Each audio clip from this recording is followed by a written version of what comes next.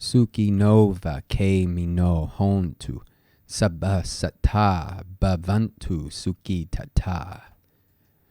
May they indeed be happy, safe. May all beings be happy at heart. So with the ending of the first line of verse 3, we've concluded the first section of the Metta Sutta. And that section focused on what we need to do, those of us who have realized that there is a path to peace, to nirvana, the qualities that we should develop and exhibit. Starting here with the second line of verse 3, we come to probably what most of us think of as the Metta Sutta, a plea for all beings to be happy and safe and secure. One thing that is left out, something not explicitly stated in the text, in the poem here, is the connection between these two parts. And it's usually taken that the line we're starting with here, the Sukhinova, before that we have to insert in parentheses, let that person think. Or maybe even while developing and exhibiting these qualities, thinking this. So let this be something that happens all the time. And that actually will be addressed a little later in this sutta. So instead of going in order, it's probably a good idea to look for some verbs. And we have two verbs here. We have two clauses, and we have two verbs, hontu and bhavantu. Now, these might appear to be very different verbs, but they are in fact the exact same verb. They are both third-person plural imperative forms of the verb bhavati. Now, what happens here is that bhavati has this v sound, and that might even have been closer to an awa, and sometimes that gets contracted to an o. So bawa would become bo, and then that just becomes ho. So both of these, again, are the same verb. If you look up hoti in the Pali English dictionary, you will actually be redirected to bhavati. So what does it mean for a verb to be in the imperative mood? I think in English, when we think of imperatives, we're usually thinking of commands. Do this. That's not true in Pali Sanskrit. It's not really true even in Latin or Greek. It can be, but the imperative, certainly in Pali, has the meaning, in this case, let them, or let something happen, may something happen. It's not really a command for beings to be happy. That might be part of it. We have to take ownership on some level and try to become happy. But I think also this plea is a desire that circumstances become such that beings are indeed happy. So we have hontu here in the first clause.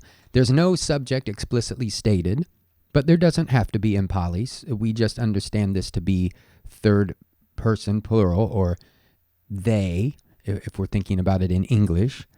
Let them, or may they be, so that's how we'll handle this verb, an imperative for to be, may they be. Then we'll go back to the beginning of the line, Sukhinova, khemino. Sukhinova is actually two words run together, sukhino and eva.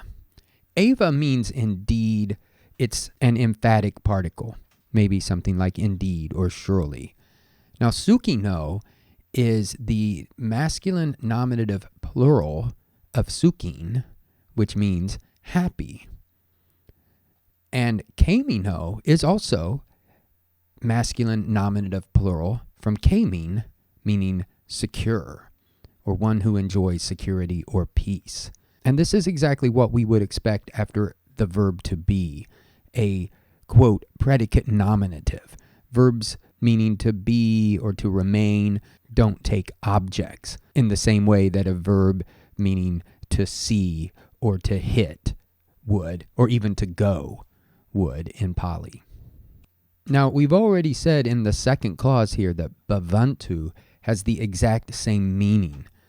So it looks a little different, but it's the exact same meaning as hontu, third person plural imperative. May they be. In this case, however, right before it, we have an explicitly stated subject, sabbasattā. This is actually a kamadarya compound, meaning that it has an adjective qualifying another member here.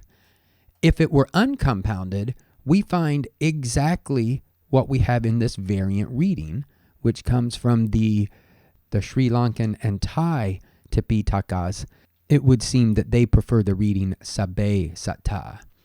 Now, sattā is nominative plural, masculine nominative plural, beings, maybe sentient beings. Sabbe is also masculine nominative plural. It looks a little different. It has this E ending, this A ending, but we are probably used to seeing it in some of the pronouns like K or yea, where we find the A for the masculine nominative plural. So it's very clear when it's written like this, sabbasattā. When it's put together as a compound, sabbe is going to lose this case ending, and it will just have the vowel of the stem. So it's sabbasattā, but it still has the exact same meaning as sabbasattā.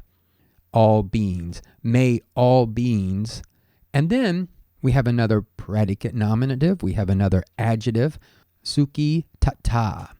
So this is also a compound here. It's a kamadarya.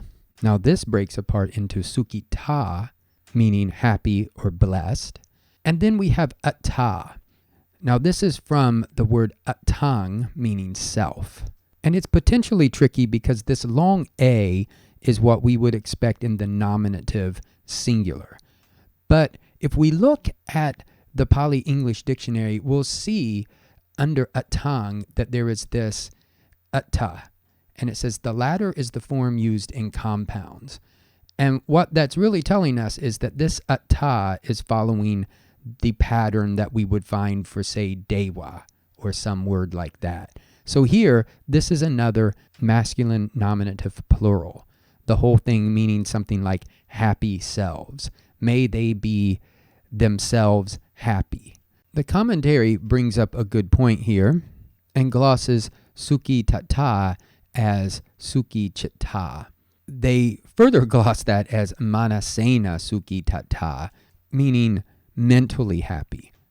And that further means that the Sukhinova khemino is actually referring to the physical being. So may all beings be happy physically and mentally or emotionally. So in all aspects, may they be happy. So it's just worth pointing out something fairly obvious. The Buddha here is telling us that those who are on the spiritual path are not to remain aloof from the plight of other beings, far from it. At every moment, we should be developing loving kindness, metta. This is stated more explicitly later, but this is the reason. This is so that we do not kind of get lost and self-absorbed with some vision of our own liberation.